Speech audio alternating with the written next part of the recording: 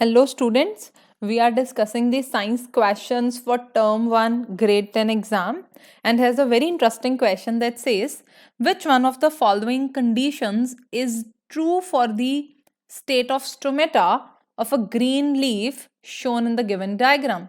एक डायग्राम दे रखा है, इस डायग्राम के अंदर स्टोमेटा की ये जो सिचुएशन है, कैसे सिचुएशन है, क्या स्टेट ऑफ स्टोमेटा है वो बताना है। और स्टोमेटा के आसपास गार्ड सेल्स भी बने हुए हैं। First of all you should know कि स्टोमेटा क्या होता है, उसका फंक्शन क्या है। So stomata it basically helps in gaseous exchange. ठीक है, इसका काम क्या है, गैसियस एक्सचेंज करवाना। So it helps in gaseous exchange. ठीक है, नाउ ये एक तरह के माइन्यूट पोर्स हैं।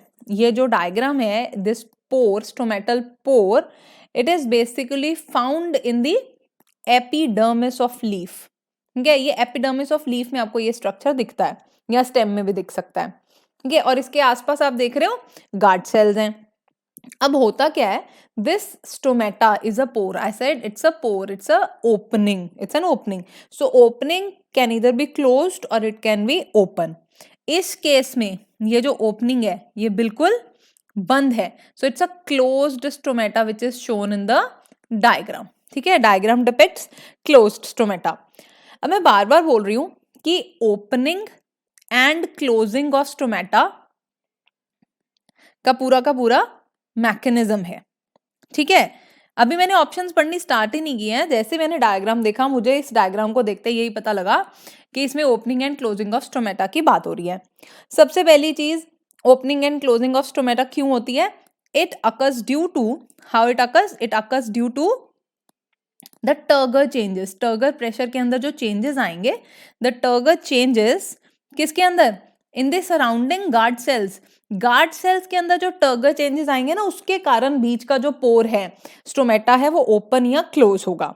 ठीक है, तो क्या होता है, जब ना टर्गर प्रेशर, गार्ड सेल्स का टर्गर प्रेशर डिक्रीज होगा। ध्यान से सुना इस बात को। When the turgor pressure of guard cells decrease, अब देखो क्या है, मेरे को पता है कि ये क्लोज स्टोमेटा है, तो मैं इस बात पे फोकस करूंगी कि स्टोमेटा जो है वो क्लोज कैसे होगा।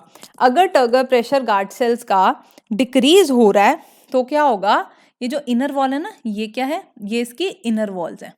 और आप देख रहे हो डायग्राम में इनर वॉल कंपैरेटिवली थिक है as compare to the outer walls.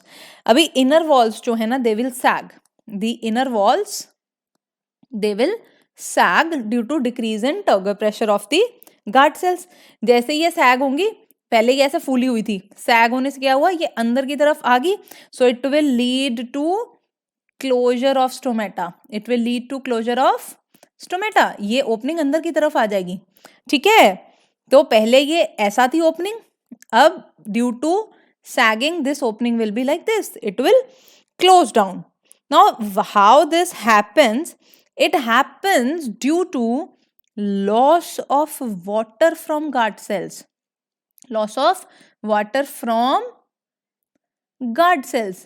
इसको क्या बोलेंगे, ये किस तरह का प्रोसेस है? It's a type of exosmosis. Due to exosmosis, guard cells में से जो वाटर है इट विल फ्लो आउट, है ना, it will flow out and will result in sagging of the inner walls, जिसके कारण ये स्टोमेटा क्लोज हो जाएगा। और ये क्लोजर हो कब रहा है, it occurs during the night. When it occurs during the night.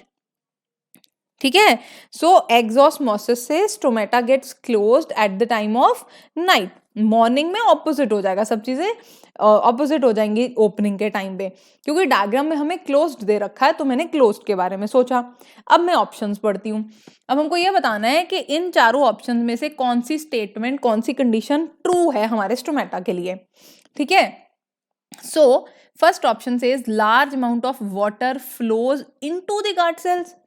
नहीं, मैंने तो यहाँ पे क्या मेंशन किया, लॉस ऑफ वाटर होना चाहिए था। लॉस ऑफ वाटर कैसे, वाटर यहाँ से सब बाहर आ रहा है, water is coming out of the guard sales. तो ये वाली तो ऑप्शन गलत हो गई, क्योंकि देखो अगर वाटर अंदर जाता तो गार्ड सेल्स फूल जाते। गार्ड सेल्स फूलते अगर तो क्या कहते हैं, ये जो फूलने से सैग्ड इनर वॉल थी वो वापस खुल जाती, ओपन हो जाती तो ओपनिंग ऑफ स्टोमेटा होता ना, ऐसा नहीं हो रहा. So definitely the first option is incorrect. Second option says gaseous exchange is occurring in large amount. अभी गैशियस एक्सचेंज कैसे होगा अगर स्टोमेटा ही मुझे पता है कि क्लोज्ड है. मैंने शुरुआत में ही बोला कि ये क्लोज्ड स्टोमेटा, अगर स्टोमेटा बंद हो चुका है तो उसके अंदर गैशियस एक्सचेंज तो पॉसिबल ही नहीं है ना. Third thing, large amount of water flows out from the guard cells. Yes, this is the correct thing. Water बाहर आ रहा है, देख रहे हो अब डायग्राम में, water is coming out due to exosmosis. So C is the correct option. D option क्या बोलती है वो भी देख लेते हैं. Large amount of sugar collects in the guard cells. देखो, शुगर अगर गार्ड सेल में कलेक्ट हो जाती तो वो एक्सॉस्मोसिस नहीं कॉज करती, उल्टा एंडोस्मोसिस कॉज करती. अगर शुगर, में रिपीट कर रही हूँ बात, जैसे डे टाइम पे क्या होता है, जितना भी स्टार्च होता है ना, जितना भी स्टार्च है डे टाइम पे, it gets converted into sugar. This is at the time of day. So what happens is, अब शुगर क्या है, शुगर ने ऑस्मोटिक जो प्रेशर है वो गार्ड सेल्स का इंक्रीज कर दिया, ऑस्मोटिक कंटेंट्स इंक्रीज कर दी है, जिसके कारण क्या होगा, it will result in endosmosis.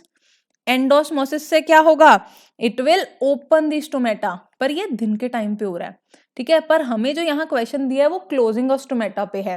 Closing of stomata में क्या है कि जितना शुगर था ना, ये जो शुगर था जो डे टाइम पे शुगर बना था ना, ये सारा शुगर वापस रात को स्टार्च बन जाता है. All the sugar at night, अब ये काम हो रहा है नाइट पे, तो यहाँ पे हम लिख लेते हैं at the time of night.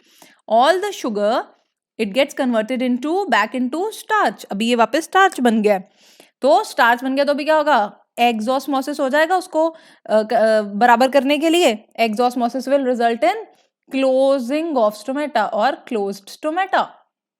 ठीक है. So again this D option is incorrect. So answer is C, that is large amount of water flows out from the guard cells. तभी तो ये बंद हुआ ना, पोर बंद हो गया बीच का, राइट. Thank you.